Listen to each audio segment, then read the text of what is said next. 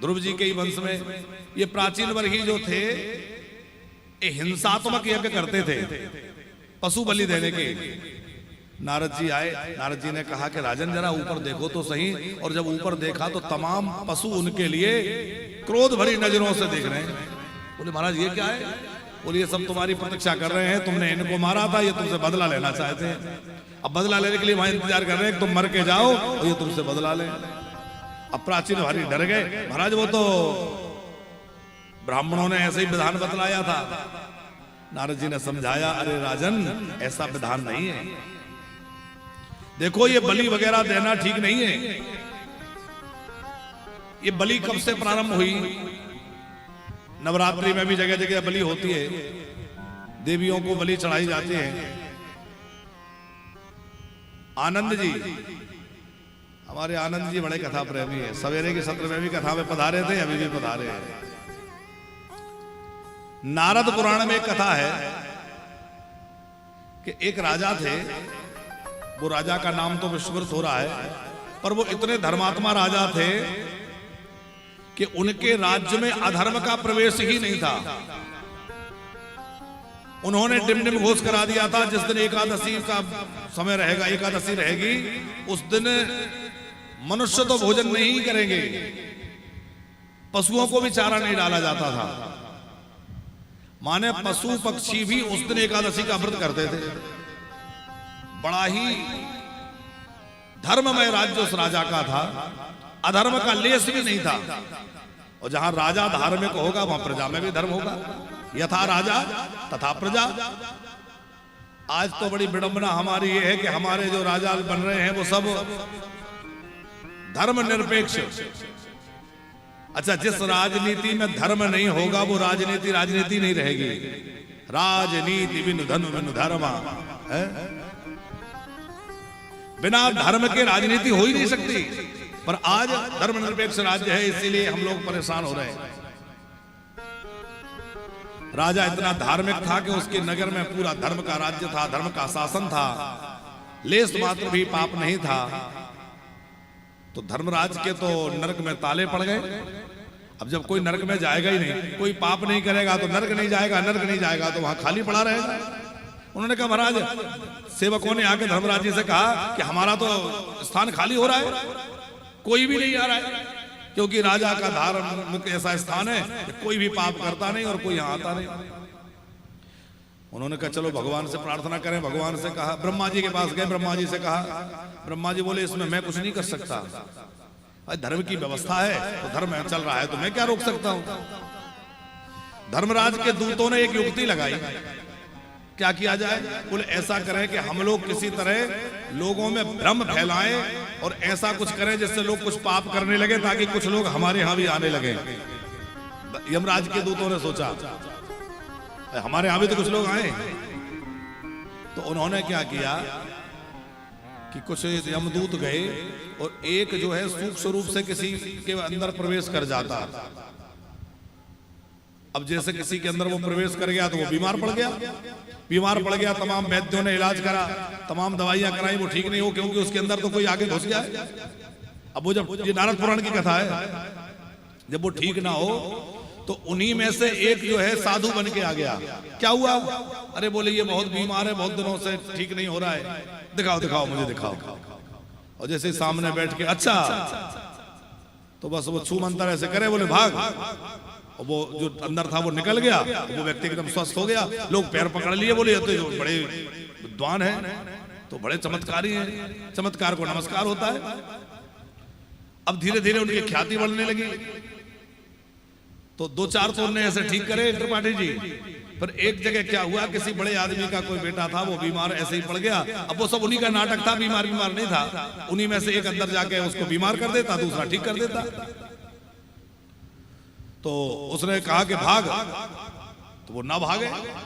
क्यों नहीं भाग रहा? उसने इशारा किया, अरे बोले ये बलि मांग रहा है, अंडा मांग रहा है, अंडा। तो वो अंडा बुलवा दिया, उसने अंडे की बलि दी, वो निकल गया। अब वो बलि में अंडे की बलि प्रारंभ हो गई वहां से। फिर वो उनका पाखंड और बढ़ा। तो और जब बढ़ा तो धीरे धीरे वो तमाम लोग जुटने लगे, तमाम लोग इस प्रकार के उनके अनुयायी हो गए। फिर वो धीरे धीरे और पशु पक्षियों की बलि, मुर्गे की बलि, बकरे की बलि, भैंसे की बलि, ये सब होने लगा। और धीरे धीरे उस राज्य में भी अधर्म का खूब प्रवेश हो गया। और अधर्म का प्रवेश हो गया तो नरक में जो लोग जा नहीं रहे थे वहां नरक में जाने लगे। नरक का रास्ता खुल गया। यमराज के दूत खुश हो गए कि चलो अब हमारी व्यवस्था बन गई। तो ये जो देवता आते हैं ना, लोगों को लोग देवता आते हैं, झूमते हैं, ये भी वहीं से शुरुआत हुई है नारद पुराण के अनुसार। और ये बलि बलि की समस्या वहीं से शुरू हुई है। पर समझना ये है कि वो बलि क्यों दिलवाई गई? अच्छा करने के लिए नहीं, लोगों को धर्म से भ्रष्ट करने के लिए, धर्म से विमुख करने के लिए। इसलिए बलि प्रथा सर्वथा अनुचित है। हमें बलि बिल्कुल किसी जीव जंतु की नहीं देना चाहिए। हमें बड़ा आश्चर्य होता है, आज लोग जो है कुत्तों से तो प्रेम कर रहे हैं, डॉग लवर है, कुत्ते से तो प्रेम कर रहे हैं, और दूसरे जीवों को मार मार के खा रहे हैं। अरे आप जब जीव प्रेमी हैं, लोग कहते हैं हम तो जीव प्रेमी हैं। अरे जब जीव प्रेमी हो तो क्या तुम्हें पर बकरे से प्रेम नहीं है? उसमें भी तो जीव आत्मा है, मुर्गे में भी तो जीव आत्मा है, और जो जीव हमको हिंसा कर करके खा रहे हो उनमें भी तो जीव आत्मा है। उनको कैसे खा रहे हो? उनसे कोई मतलब नहीं है। भैया यदि आपको जीव प्रेम है तो हर जीव के प्रति समान भाव रखो। फिर क्यों किसी को मारते हो, क्यों किसी की हिंसा करते हो? नारद जी ने आकर के समझाया, अरे राजन ये सब बहुत अनुचित है, ये बंद करो। राजा प्राचीन बरही बहुत डर गए। फिर राजा प्राचीन बरही को एक उपाख्यान सुनाया जिसका नाम है पुरंजन उपाख्यान। बोले राजन सुनो, पुरंजन नाम का एक व्यक्ति था। वो पुरंजन नाम का व्यक्ति जो है तमाम नगरों में घूमते घूमते सब जगह जा रहा था। तो वो अनेक नगरों में गया, कहीं कितने दिन रहा, कहीं कितने दिन अलग अलग रहा। एक नगर में वो पहुंचा तो वो नगर उसको बहुत अच्छा लगा। उस नगर में जो है 9 दरवाजे थे। वो नगर बड़ा ही दिव्य भव्य था। उस नगर की एक मालकिन थी, जो मालकिन बड़ी शक्तिशाली थी। तमाम उसके सेवादार थे, उसकी सेवा में अनेक लोग लगे हुए थे। पुरंजन वहां रहा और वहां जाकर के उसको बहुत अच्छा लगा। ये पुर क्या है? बोले 84 लाख जो शरीर हैं वो 84 लाख योनियां ही वो पुर हैं। पुरंजन कौन है? हम और आप जो जीवात्मा है ये पुरंजन है। सब जगह घूमे, कहीं ज्यादा अच्छा नहीं लगा, पर सबसे ज्यादा अच्छा कहां लगा? मनुष्य शरीर में। ये मनुष्य शरीर जो है इसमें 9 दरवाजे, और यहां आकर के जीवात्मा को बहुत अच्छा लगा। यहाँ एक महारानी रहती थी। वो महारानी कौन है? वो है हमारी बुद्धि देवी। अब पुरंजन ने उसको बगीचे में देखा, पुरंजन उसने उसको देखा, उसने उसको देखा, ब्याह का प्रस्ताव हुआ, दोनों में विवाह हो गया। पुरंजन जो है अपनी पुरंजनी में अत्यंत आसक्त हो गया। पुरंजनी जैसा करे वैसा ही पुरंजन करे, उसको प्रसन्न करने में लगा रहे। धीरे धीरे समय व्यतीत होता गया और आगे चल करके ज्वर आया। पहले मृत्यु आई। मृत्यु आई तो मृत्यु जो है उसको कुछ कर नहीं पाई। तो मृत्यु जब कई बार लौट गई तो मृत्यु जो है वो ज्वर को साथ लेकर के आई। अपना भाई बना लिया उसने ज्वर को। जरा, ज्वर, व्याधि, मृत्यु ये सब आए और आकर के इन्होंने पुरंजन को धीरे धीरे समाप्त कर दिया। पुरंजन मारा गया। तो पुरंजन क्या, पहले पुरंजनी मारी गई, और पुरंजनी मारी गई तो पुरंजन उसके लिए रोते रोते मर गया। अब स्त्री के लिए रोते रोते मरा था तो स्त्री बन गया अगले जन्म में। क्योंकि हमने कल सुना था कि जिसका ध्यान करते करते मरोगे वही बनना पड़ेगा। अपनी पुरंजनी के लिए रोते रोते मरा, हाय मेरी पुरंजनी, हाय मेरी पुरंजनी। तो अगले जन्म में ये भी स्त्री बन गया। स्त्री बन गया, वहां इसका विवाह हो गया।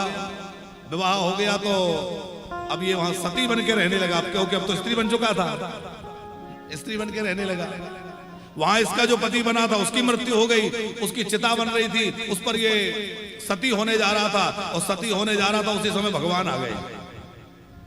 और भगवान ने आकर कहा कि अरे मित्र, ये क्या करने जा रहे हो?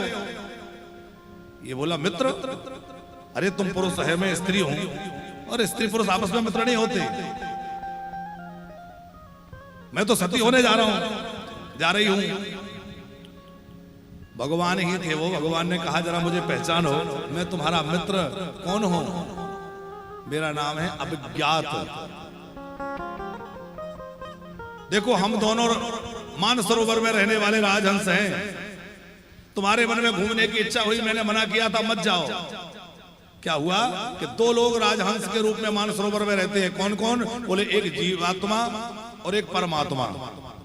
जीवात्मा कहता है जरा घूम आए, परमात्मा कहते हैं यही अच्छे। बोले नहीं नहीं, थोड़ा घुमाए। बोले जाओ, जाना है तो। अब जब जीवात्मा घूमने जाता है तो अनेक पुरियों में, माने अनेक योनियों में घूमता है, और अनेक योनियों में घूमते घूमते जब वो मनुष्य योनि में आता है तो यहाँ आकर के अत्यंत आसक्त हो जाता है। आसक्त होकर के वो यहाँ से निकलना नहीं चाहता है, पर निकलना तो सबको पड़ता है। भगवान ने आकर जगाया, देख मैं तेरा मित्र। और जैसे ही उसने पहचाना तब उसको पता चला कि अरे मैं तो ना स्त्री हूं ना पुरुष हूं, मैं तो जीवात्मा हूं, भगवान का मित्र हूं। और वहां से सब छोड़ छाड़ के भगवान के धाम को चला गया। कथा कैसी लगी? नारद जी ने पूछा। प्राचीन वर्गी बोले ठीक से समझ में नहीं आई।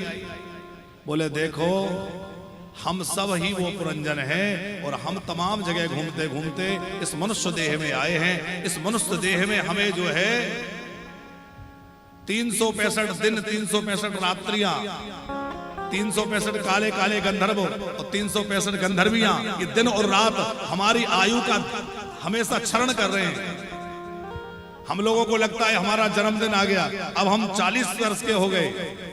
हम खुशी मनाते हैं, पटाखे फोड़ते हैं, बैलून फोड़ते हैं, लेकिन हम ये नहीं सोचते कि हमारे जीवन में से 40 वर्ष कम हो गए। वर्षगांठ की गांठ में वर्षगांठ की जात। हम लोग तो बड़े खुशी खुशी वर्षगांठ मना रहे हैं, अब हम इतने वर्ष के हो गए, पर हमें जो मिले थे उसमें से इतने कम हो गए, ये विचार करने की बात है। महात्माओं की विचारधारा अलग होती है। बोले वर्षगांठ की गांठ में वर्षगांठ की जात। अरे हमें भगवान ने जो आयु दी थी, मान लीजिए 70 वर्ष दिए थे, तो 40 कम हो गए, 30 बचे, तो खुश होने की आवश्यकता है कि दुखी? अरे विचार करने की बात है कि भैया इतना कम हो गया, अब इतना कम हो गया। दिन और रात हमारी आयु का निरंतर क्षरण कर रहे हैं, आयु कम होती जा रही है, फिर भी हम ऐसे होकर बैठे हैं कि मानो कभी मरेंगे ही नहीं। कबीरदास जी ने बड़ा विचार करते हुए कहा, जन्म तेरो बातों ही बीत गयो रे तेने, कब हो न कृष्ण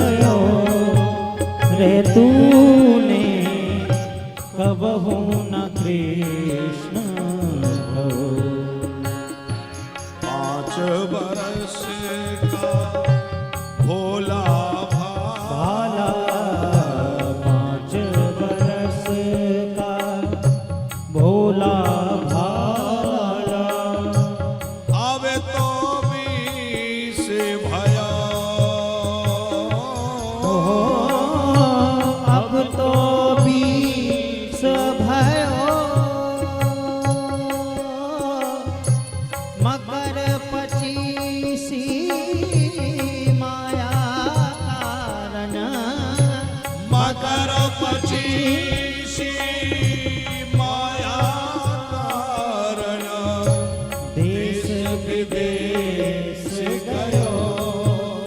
रे तूने कबहू न कृष्ण कहो जन्म तेरो आ तो ही बीत गयो रे तूने कबहू न कृष्ण कहो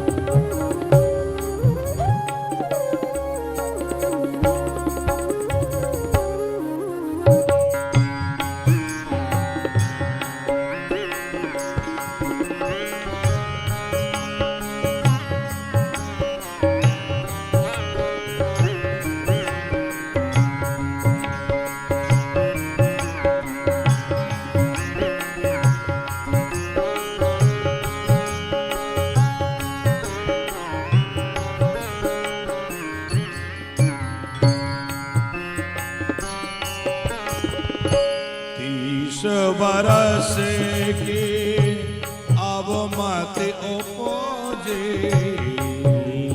बरस की अब मत उपजे मोह बड़े नित नयो ओ लोभ बड़े नित नयो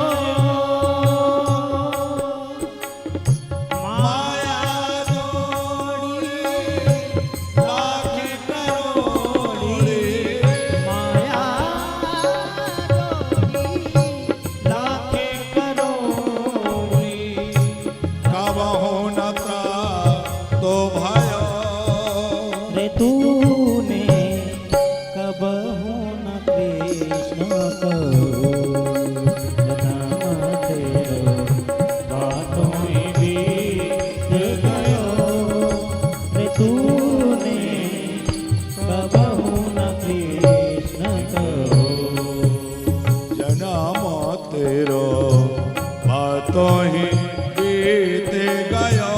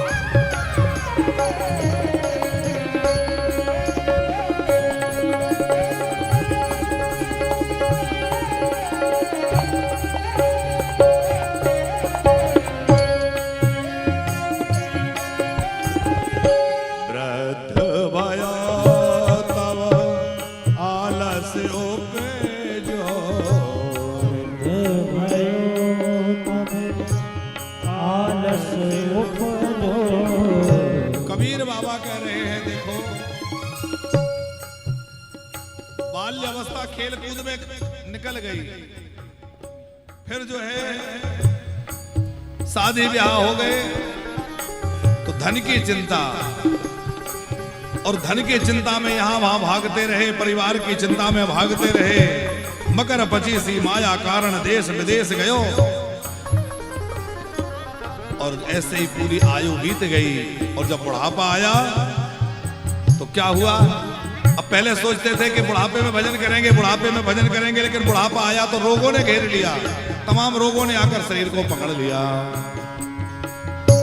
वृद्ध भयो तब आलस उपजो, वृद्ध भयो तब आलस उपजो, कापन ते कंठ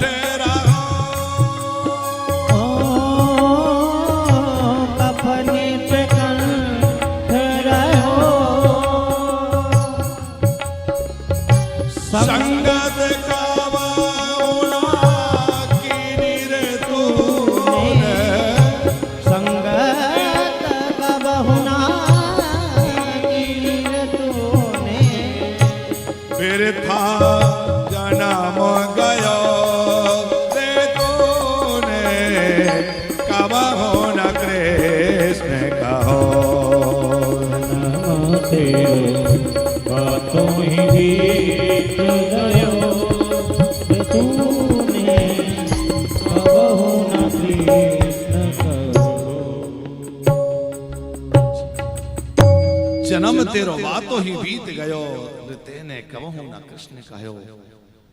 बाबा कबीर दास कहते यह संसार मतलब का लोभी झूठा ठाठ रचो, और कहावत कबीर सुनिर मन मूरख है, तू काहे भूल गयो, जन्म तेरो बातो ही बीत गयो। हम लोग हर समय इस बात का विचार करते हुए सावधान रहें कि आखिर हमारा जन्म किस लिए है। महाराज प्राचीन वर्ही को राजा प्राचीन वर्ही को नारद जी ने समझाया, और फिर नारद जी की प्रेरणा से प्राचीन वर्ही भजन में लग गए। आगे प्रियव्रत जी का चरित्र है, महाराज भरत का चरित्र है। ऋषभ देव जी के पुत्र भरत जी महाराज हुए। ऋषभ का मतलब होता है श्रेष्ठ। ऋषभ देव जो है वो साक्षात भगवान के अवतार हैं। ऋषभ देव जी समय समय पे अपने बच्चों को बड़ी सुंदर शिक्षा देते थे, भगवत भक्ति का उपदेश देते थे। उसके बाद जब वो अपने बड़े बेटे भरत को राजगद्दी पर बिठा करके चले गए, तो भरत जी महाराज ने बड़ा सुंदर शासन किया। अच्छा, भरत जी के मन में जो है शुरू से वैराग्य था, उनका राजकाज में मन नहीं लगता था, उनको तो भगवान का भजन अच्छा लगता था। कुछ लोग होते हैं जिनको घर गृहस्थी में ज्यादा रुचि नहीं होती, उनको तो बस भजन अच्छा लगता है। राजा बनने के बाद भी भरत जी भगवान के चिंतन में ही ज्यादा समय व्यतीत करते थे। इन्होंने अपने पुत्र सुमति को राजा बना दिया आगे चल करके, और स्वयं वन में निकल गए। हमारे इस भारतवर्ष में 3 बड़े प्रतापी भरत हुए हैं। आप लोगों ने नाम सुने होंगे तीनों के। कौन कौन से हुए? एक शकुंतला के पुत्र भरत, एक ऋषभदेव के पुत्र भरत, और एक कैकेयी माता के पुत्र भरत। एक सतयुग में, एक द्वापर में, और एक त्रेता युग में। सतयुग, त्रेता, द्वापर। अच्छा, 3 राम हुए हैं, परशुराम, श्री राम और बलराम। ये भी एक सतयुग में, एक त्रेता में, एक द्वापर में। इन तीनों भरत में एक कर्मयोगी है, एक ज्ञान योगी है, और एक भक्ति योगी है। जो ऋषभदेव जी के पुत्र भरत हैं, ये ज्ञान योगी भरत हैं। शकुंतला के जो पुत्र भरत हैं, ये कर्म योगी भरत हैं। और कैकेयी माता के जो पुत्र भरत हैं, ये भक्ति योगी भरत हैं। ये तो साक्षात प्रेम रूप भरत हैं। तो इन भरत जी महाराज ने जब वन में जाकर के भजन प्रारंभ किया, कथा आप लोगों ने सुनी है कि एक बार गंडकी नदी पर खड़े होकर सूर्य भगवान को अर्घ्य दे रहे थे। एक हिरणी मृगी पानी पीने आई, और पीछे से कोई सिंह ने बड़ी जोर से आवाज लगाई, तो सिंह की दहाड़ सुन के भयभीत हो गई। अच्छा, वो गर्भिणी हिरणी थी और उसका प्रसव काल नजदीक था। सिंह के भय से वो डर करके छलांग लगाई, और जैसे छलांग लगाई तो बड़ा जोर लगाने के कारण उसका जो है प्रसव हो गया, और वो बच्चा पानी में बहने लगा। इसकी तो मृत्यु हो गई। बच्चा बह रहा था तो भरत जी को बड़ी दया आ गई। छोटा सा बच्चा है, पानी में बह रहा है, मर जाएगा। उठा लिया, उठा के अपने आश्रम में ले आए, अपने कपड़े से पहुंचकर उसको स्वस्थ किया। देखो, ये बहुत अच्छा भरत जी ने किया। लेकिन दया का काम यही पूरा हो गया था कि बच्चे को उठा लाए, बच्चा स्वस्थ हो गया, उसको स्वस्थ करके मृगों के झुंड में छोड़ देते, भाग जाता। पर भरत जी को थोड़ा मोह हो गया कि कितना प्यारा है, मैं इसको अपने पास ही रखूंगा, और साथ में ही रख लिया। अच्छा, साथ में रख लिया तो धीरे धीरे भजन कम होने लगा। अब क्या होता कि जैसे ही माला लेके बैठते, वो बच्चा आ जाता और पीछे से चाटने लगता। तो जैसे ही वो चाटता तो माला रख देते, उसको गोदी में बिठा लेते। कितना प्यारा है, कितने सुंदर इसके नेत्र हैं, कितना भाव से मुझे देखता है। कभी ये ध्यान करने बैठे हैं, वो आके खुजलाने लगा, फिर इन्होंने ध्यान छोड़ दिया, उसी से खेलने लग गए। ऐसे करके धीरे धीरे इनका भजन छूटता गया और हिरण में मोह बढ़ता गया। देखो, जिन राजा भरत ने इतना बड़ा साम्राज्य, पत्नी, पुत्र, परिवार सब कुछ जरा में त्याग दिया, उन्हीं राजा भरत जी को एक मृग में कैसा मोह हो गया। इसलिए साधक को बड़ा सावधान रहना चाहिए। और त्रिपाठी जी, राजा भरत को तो एक जगह मोह हुआ, हमारा मोह तो दुनिया भर में बटा हुआ है? पत्नी में, पुत्र में, पुत्री में, नाती में, पोते में, पैसे में, है, पड़ोसी में, रिश्तेदारों में कहाँ नहीं बटा। अरे लोगों को सामान से इतना प्रेम होता है, ये हमारा उस समय का ये सामान है, ये ऐसा है, संभाल के रखेंगे। अरे भैया इतना मोह बढ़ा के रखोगे तो कैसे जाओगे? है जाने की तैयारी करना है तो इन सब चीजों को धीरे धीरे छोड़ो। तो गोस्वामी तुलसीदास जी ने एक जगह लिखा है कि एक मृग के कारण भरत धरी दो देह, और तुलसी उनकी कौन गति जिनके बहुत स्नेह है। एक हिरण के कारण राजा को 2 जन्म और लेने पड़े, और हम लोगों का मोह तो जगह जगह बटा हुआ है। हमारा क्या हाल होगा? देखो भैया थोड़ा सा आवाज पतली करना है, पतली सार। त्रिपाठी जी, मछली पकड़ने वाले लोग जब मछली पकड़ते हैं तो कुछ खाने की वस्तु लोहे में लगा करके और पानी में डालते हैं। वो खाने के लालच में फंस जाती है, वो मर जाती है। हिरण पकड़ने वाले लोग बड़ी सुंदर मीठी बांसुरी बजाते हैं, और वो सुंदर बंसी को सुनती है और दूसरा व्यक्ति जाके पकड़ लेता है। मधुमक्खी जो है वो शहद को लाला के रखती है, कभी खाती नहीं है, इकट्ठा करती रहती है छत्ते में, और एक दिन मधुमक्खी पकड़ मारी जाती है और शहद लेके कोई और चला जाता है। आपने पतंगा देखे हैं? जब दीपक जलता है, कोई अग्नि की ज्वाला जलती है, तो पतंगे उस अग्नि की ज्योति के रूप को देखकर उस पर दीवाने हो जाते हैं। वो रूप उनको बहुत प्यारा लगता है, और पतंगा जो है उस अग्नि की ज्वाला की ओर भागता है। अग्नि में गिरते हैं कि नहीं? और अग्नि की ज्वाला पर गिर के जल जाता है, पंखे जल जाते हैं, मर जाता है। भ्रमर जो होता है ना, भौरा भ्रमर, कमल के पुष्प पे बैठता है, और वो उसके गंध लेने में इतना ज्यादा मुग्ध हो जाता है कि वो भूल ही जाता है कि कमल बंद होने वाला, रात हो जाएगी तो कमल बंद हो जाएगा, और रात होती है कमल बंद हो जाता है। अब भौरा जो है वो इतना उसके तीक्ष्ण वो है कि वो लकड़ी को बेध देता है, पर उस कमल को नहीं बेधता, क्योंकि उसकी उसमें आसक्ति है।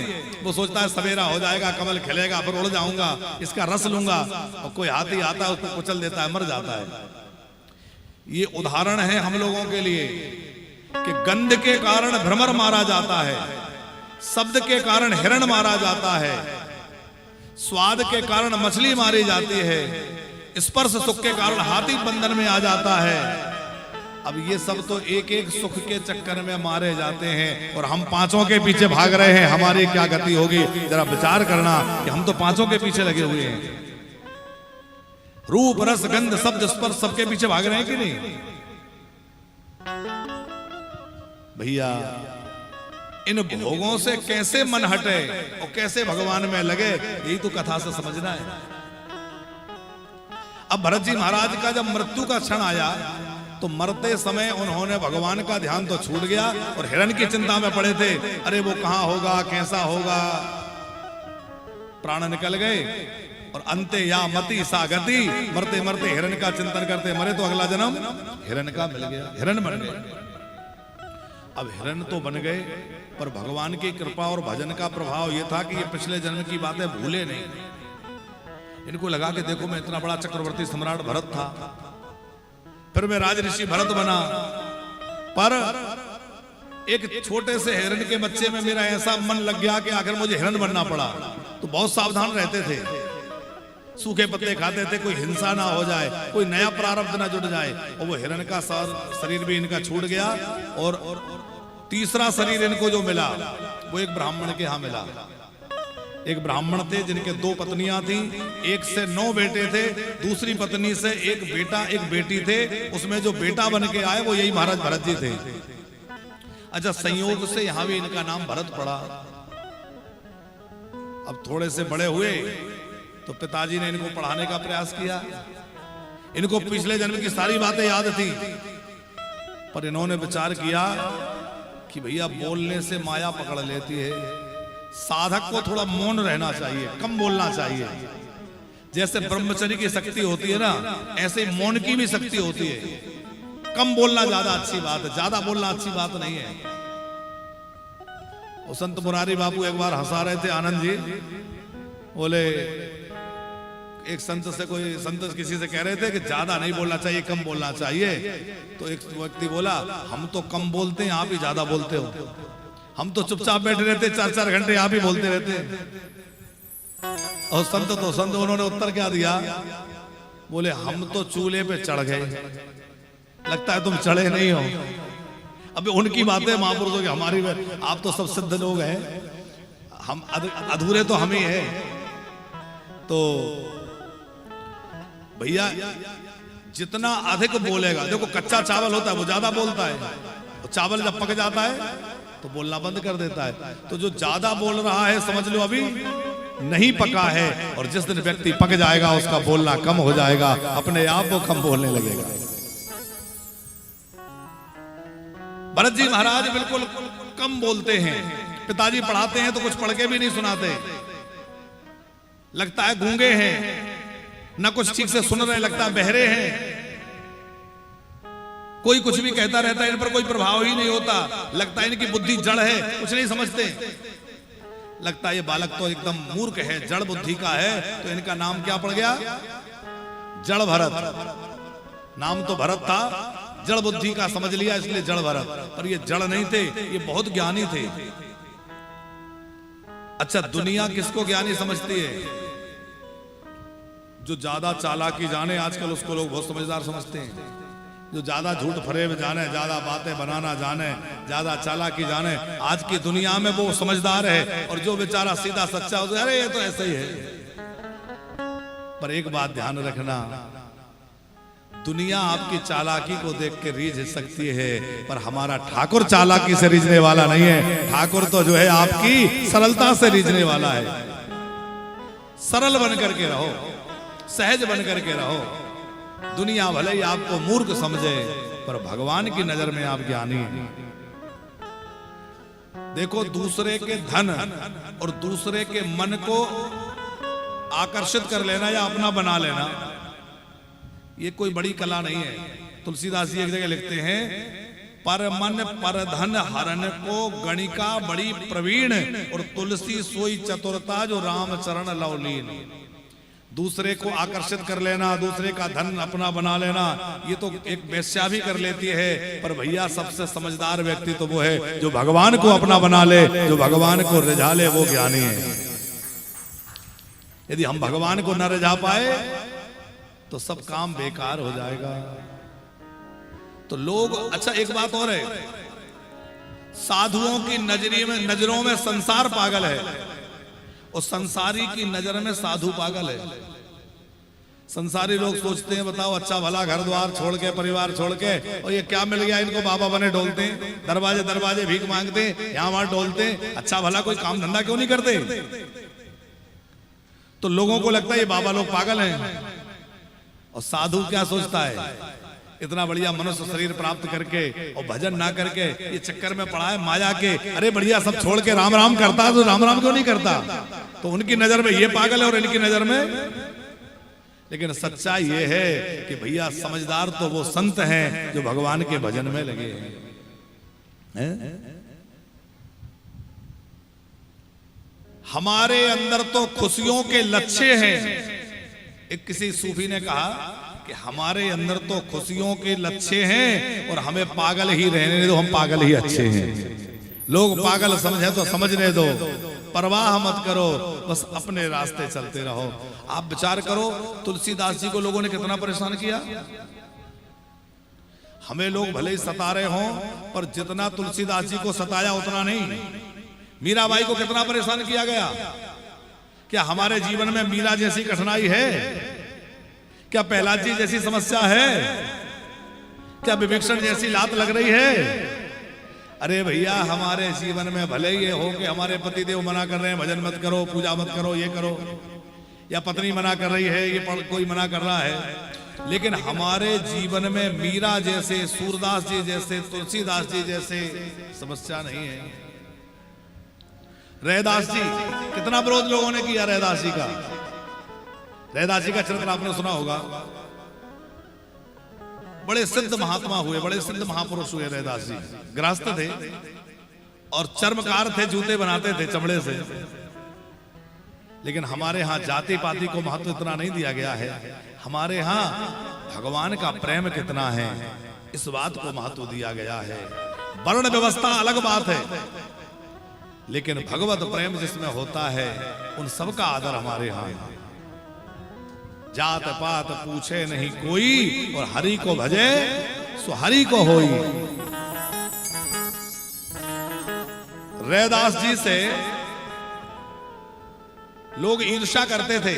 त्रिपाठी जी, रैदास जी सालिग्राम जी की सेवा करते थे और रैदास जी की पूजा को देखकर रैदास जी की सेवा, साधु सेवा करते थे, उसको देख के काशी के ब्राह्मण बड़े नाराज होते थे कि वो काशी में वो रहते।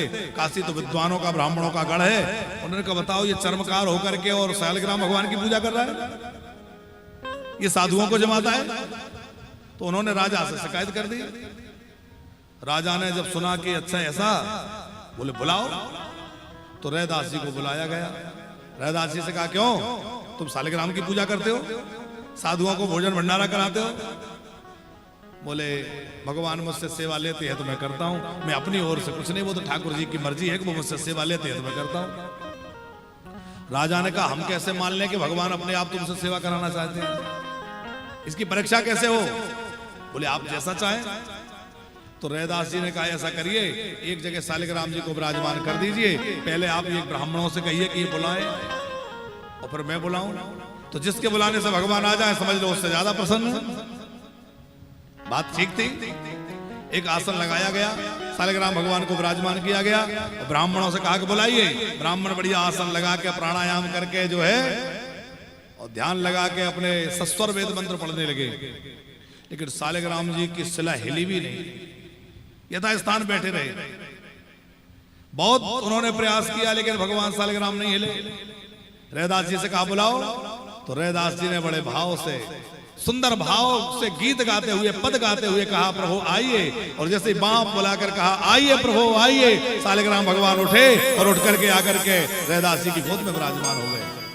सारी सभा आश्चर्यचकित हो गई, सब जय जयकार करने लगे, भक्त रैदास की जय हो, भक्त रैदास की जय हो। भक्त रैदास की भक्ति का और प्रचार हो गया। एक बार राजा काशीराज को लगा कि भक्त रैदास के मैं भी तो जाऊं, इतने सिद्ध हैं तो मैं भी जाऊं।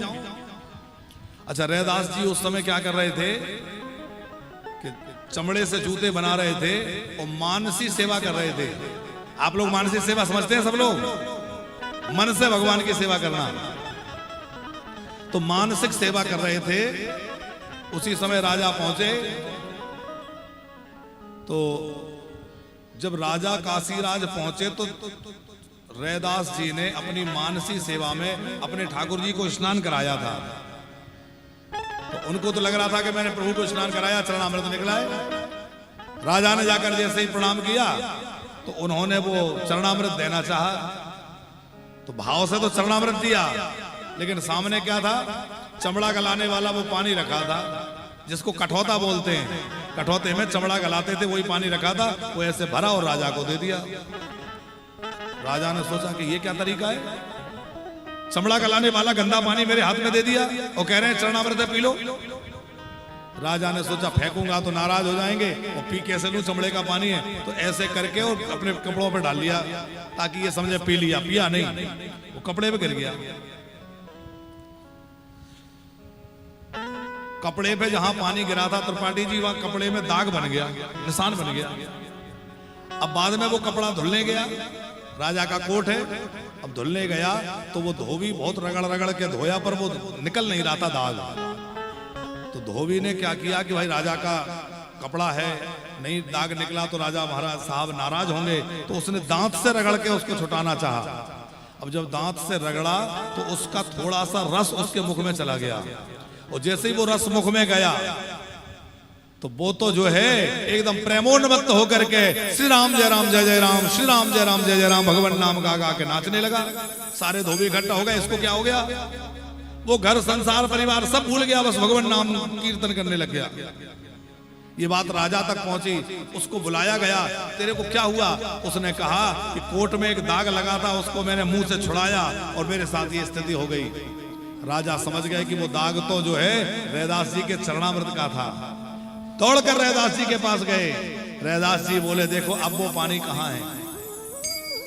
वो तो ये अब तो चमड़े का ही पानी है सचमुच, पर उस समय जो था वो मेरी मानसी सेवा का चरणामृत था, और यदि तुमने पी लिया होता तो तुम्हारा संसार छूट जाता, तुम भगवान के भजन में लग जाते, तुम्हारा जीवन सफल हो जाता।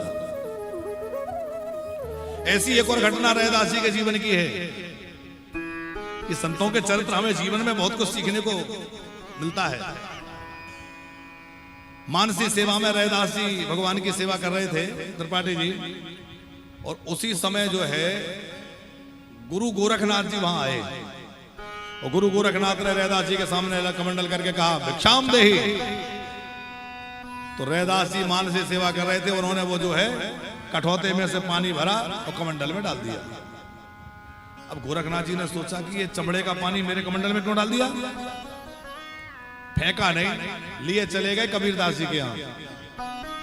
कबीरदास जी को जाकर सारी घटना सुनाई, बताओ तो सही वो रैदास की बुद्धि कितनी खराब है। मैंने उससे भिक्षा मांगी, मैंने कहा ये साधु है कुछ मिलेगा, उसने चमड़े का पानी दे दिया। कबीरदास तो कुछ नहीं बोले, उनकी बेटी सुन रही थी। उनकी बेटी का क्या नाम था पता है आप में से किसी को? कबीरदास जी की बेटी का नाम था कमाली। बेटे का नाम था कमाल और बेटी कमाली। कमाली बड़ी बुद्धिमान थी। उसने कहा कि चाचा आप इस पानी का क्या करेंगे? बोले बेटी क्या करूंगा, चमड़े का पानी है, कहीं डाल दूंगा। बोले आप ऐसा करिए कि मुझे दे दीजिए। उस बेटी ने ले लिया और वो पी गई। वो जानती थी कि रैदास जी ने दिया है तो साधारण नहीं हो सकता, और वो पानी पीने से उसको दिव्य दृष्टि प्राप्त हो गई, उसको दिव्य ज्ञान प्राप्त हो गया। बाद में उस बेटी का विवाह हुआ मुल्तान में, जो मुल्तान बाद में पाकिस्तान का हिस्सा बन गया। उस समय तो भारत ही था। अब वो मुल्तान में उसकी ससुराल हुई। गुरु गोरखनाथ पूरे भारत का भ्रमण कर रहे थे। किस लिए? अपनी सिद्धियों का प्रचार करने के लिए, अपने संप्रदाय का प्रचार करने के लिए। तो उन्होंने शर्त रखी थी कि जो कोई मेरा खप्पर भर देगा मैं उसी के घर भोजन करूंगा। और इनके पास ऐसी योग सिद्धियां थी कि कोई कितना भी डाल दे इनका खप्पर भरता ही नहीं था। योग सिद्धियां थी। ये बात कमाली को पता लगा कि एक साधु आए हैं और वो कह रहे हैं मेरा कमंडल कोई भर दे, कोई नहीं भर पा रहा है। अपने पति से कमाली ने कहा यहां बुला लाओ। पति ने कहा हम भर देंगे। बोले हाँ बुला लो। अब पति गोरखनाथ जी को बुला के ले गए। उनको पता नहीं था कि यहाँ कौन रहता है। कबीरदास जी की बेटी यहाँ रहती है। कबीरदास जी की बेटी पर्दा डाल करके आई और एक चम्मच में थोड़ी सी खीर ली, और थोड़ी सी खीर एक चम्मच में ली और वो कमंडल उसमें खप्पर में डाली। खप्पर लबालब भर गया। गोरखनाथ जी चकित हो गए कि भाई ये कैसे हो गया। बड़े बड़े राजा महाराजा मेरा खप्पर नहीं भर सकते, और इस बिटिया ने थोड़ा सा कुछ डाला, थोड़ी सी खीर डाली और लबालब भर गया। इसका मतलब मेरी सिद्धियों से बड़ी इसके पास सिद्धि है कोई। पूछा कौन हो तुम? उसने पर्दा हटाया और कहा चाचा मैं कबीरदास जी की बेटी कमाली। अरे बेटी कमाली तू? पर ये बता तेरे अंदर ये कमाल कहां से आया? उसने पूरी बात सुनाई कि ये कमाल मेरे अंदर जो है रैदास जी के द्वारा जो जल लेके आए थे उसी को पीने से हुआ है। अब गोरखनाथ ने सोचा कि कदाचित मैंने उस दिन पी लिया होता तो जो सिद्धियां इस बेटी को प्राप्त हो गई वो मुझे प्राप्त हो गई होती। मैं तो चूक गया। वहीं से गोरखनाथ भागे काशी के लिए और रैदास जी के पास आए और ला करके रैदास जी से कहा कि लाओ चरणामृत फिर से दो। रैदास जी तो जान गए कि क्या घटना घटी है। रैदास जी क्या बोले? जब प्यासे थे तब पिया नहीं, जिन पिया पिया को जान लिया, और जोगी फिरता सभी जगत में वो पानी मुल्तान गया। क्या कहा रैदास जी ने? जब प्यासे थे तब पिया नहीं, जिन पिया पिया को जान लिया, और प्यासा जोगी फिरे जगत में वो पानी मुल्तान गया। वो पानी तो मुल्तान चला गया। उस समय तुम पी लेते तो चमत्कार हो जाता। तो भैया संतों की बातें निराली हैं, संतों का जीवन निराला है। संत तो कहते हैं कि बस हम तो आपके शरण में हैं प्रभु। हम लोग भी श्री जी के धाम में, वृंदावन धाम में बैठे हैं, राधा जी का स्मरण करते हुए और किशोरी जी को प्रणाम करते हुए कहें, हे स्वामिनी जो, हे राधा जो, हम आपके शरण में, हम पर कृपा करिए। वो राधा जी का ही भजन है, कोई सा भी गा दो।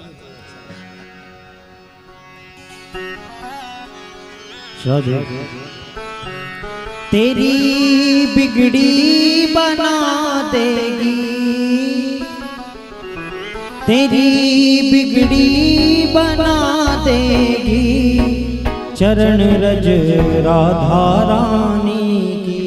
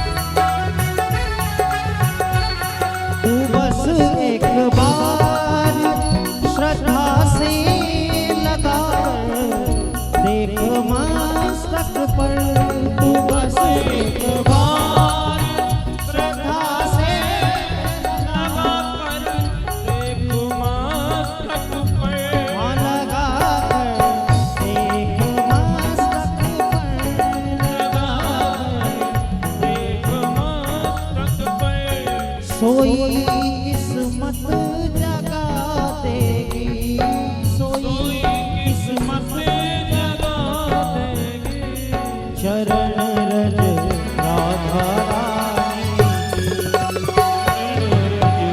राधा रानी की। तेरी बिगड़ी बना देगी, तेरी बिगड़ी बना देगी, चरण रज राधा रानी की। ओ चरण रज राधा रानी। जय हो।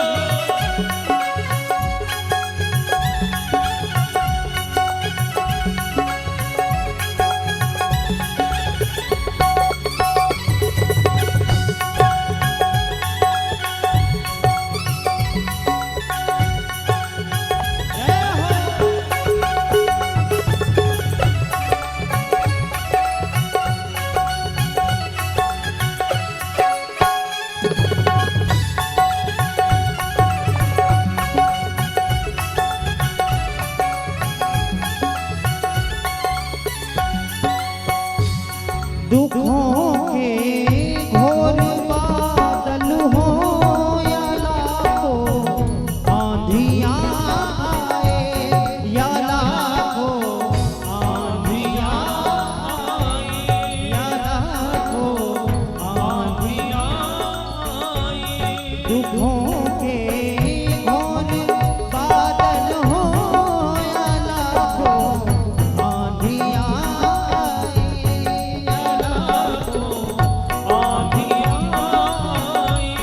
तुझे सबसे बचा देगी, तुझे सबसे बचा लेगी, तुझे सबसे बचा देगी, तुझे सबसे बचा लेगी, चरण रज राधा रानी, चरण रज राधा रानी की। तेरी बिगड़ी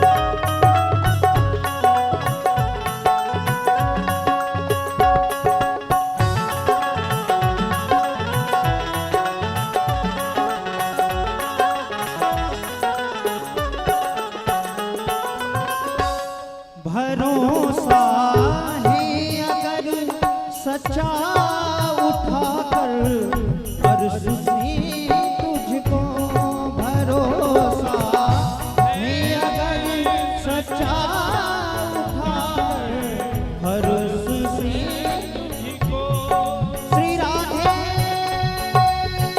अपने हमारा प्रेम की बस एक बूंद झलका दो श्री बिहारी जी सो मेरे मिलन की दो बातें करवा दो किशोरी दो बातें करवा दो लाडली दो बातें करवा दो। विरह वेदना से टूटी विरह वेदना से टूटी इन तारों को झनका रोम रोम में गिरा नाम रस उन्मद नाच नचा दो भरोसा है अगर सच्चा उठाकर हर्ष से तुझको भरोसा है अगर सच्चा उठाकर फर्ज से तुझको ये अरसों पर बिठा देगी ये अरसों पर बिठा देगी चरण रज राधा रानी तेरी बिगड़ी बना देगी चरण रज राधा रानी की तेरी बिगड़ी बना देगी चरण रज राधा रानी तेरी बिगुड़े बना देगी चरण रज राधा रानी की राधे राधे राधे राधे राधे राधे राधे राधे राधे राधे ओ श्यामा श्यामा श्यामा श्यामा श्यामा श्यामा श्यामा श्यामा श्यामा श्यामा ओ राधे राधे राधे राधे राधे राधे राधे राधे राधे राधे श्यामा श्यामा श्यामा श्यामा श्यामा ओ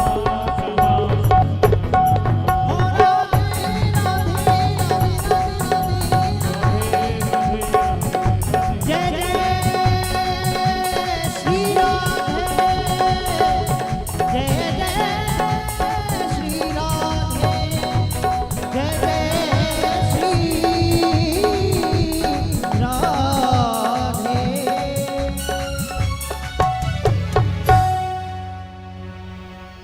चरण रज राधा रानी की चरण रज राधा रानी बोलो बरसाने वाले की जय